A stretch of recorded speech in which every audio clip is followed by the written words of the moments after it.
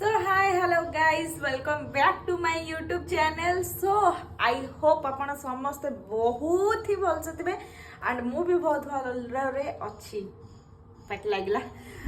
से सब को इग्नोर मारंतु आ चलंतु आज ब्लॉग टी को आपण माने कंटिन्यू भाव रे देखंतु टोटली भी स्किप न करके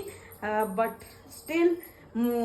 बैक कैमरा रे ब्लॉग बनाउची बिकॉज मोर फोन कैमरा टोटली भी काम दउनी एथिपाई कि कौन गोटे इश्यू हो जाइए तो सहीटा को देखा जो मो माने किछि मन तले मो फोन को रिपेयर करथिली मु सेठी जी देखापी तो चलतु आज ब्लॉग टे बहुत इमोशनल अच्छी मो गुलू को लाइफ रो किछिटा पार्ट मु आपन सहित शेयर करने चाहूँगी सो चलतु जमार ये ब्लॉग टी को स्किप न करके टोटाली एंड जाए देखंतु आउ आम दुही को बहुत सारा भल पाइबा आपण माने दियंतु आपण मानकर भल पाइबा आम दुही को बहुत ही दरकार अछि तो चलतु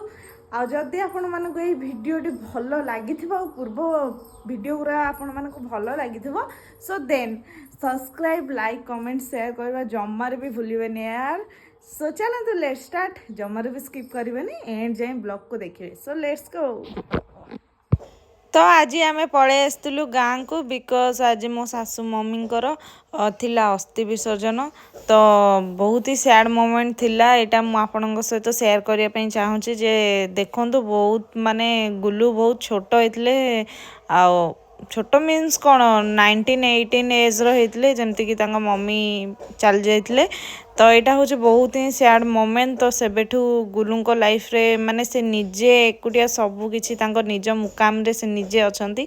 तो आपण माने बुझी पारथिबे जे गोटे माँ नथिले गोटे पिला केमिति बड़ होता है ता लाइफटा केमिति थाए बट स्टिल गुलू एना बहुत माने सबू किछि को निजे हैंडल करिकी तांको निज स्टेज रे से निजे ठिया होचंती आ निज पाई भी से निजे ही सब किछि करूचंती बट सेटा स्टिल मते देखिकी बहुत ही माने माने भल लागे जे तांको ठारू मु गोटे भल गुण शिक्षा को पाए जे हाँ जे तम पछरे किए थाऊ अर्थवा किए न थाऊ बट स्टिल तमें निजे निज पाई ठिया हो जे एमिति गोटे जगह जे ऊपर थिबा माँ ना तम मान को देखिकी खुशी हो जा हो मो पुओ आजिका दिन रे गोटे भल काम करिकी तो ठिया हेछि ता निज पाई निजे तो एबे चल जबा हम पूजा पाई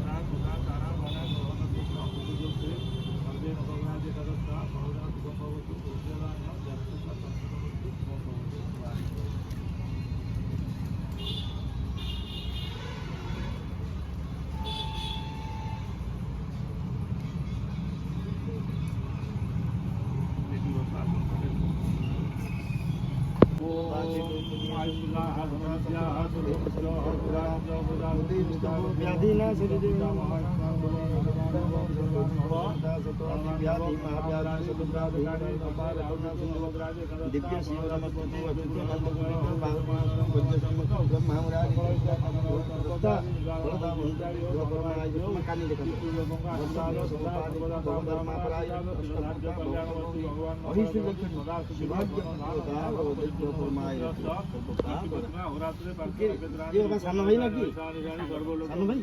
सान भाई बसुन जी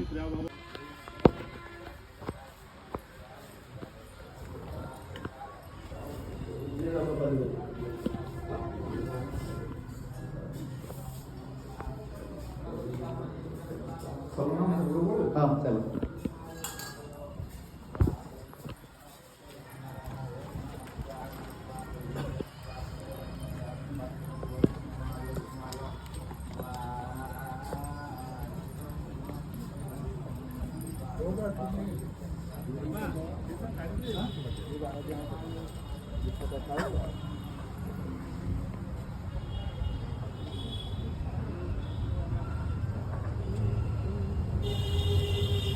ଏପଟୁ ଫୋପାଡ଼ି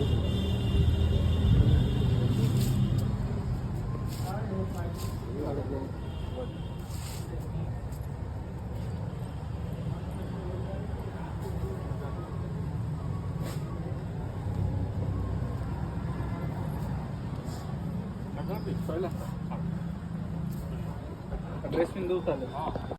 ତ ଗାଁରେ ସବୁକିଛି ପୂଜା ସରିଲା ପରେ ଆମେ ପୁରୀ ଯାଇଥିଲୁ ବଟ୍ ଷ୍ଟିଲ୍ ମୋର ମନ ହିଁ ନାହିଁ ଏତେ ମାନେ ବିଜିରେ ବ୍ଲଗ୍ ବନେଇବା ପୁରୀରେ କେତେ ଭିଡ଼ ହେଇଥିଲା ଆପଣମାନଙ୍କୁ ଦେଖେଇବାକୁ। ତ ସେକେଣ୍ଡରେ ଆମେ ପଳେଇ ଆସିଥିଲୁ ଘରକୁ ଆସିକି ରେଷ୍ଟ ନେଇକି ପୁରୀରୁ ଆସିଲା ପରେ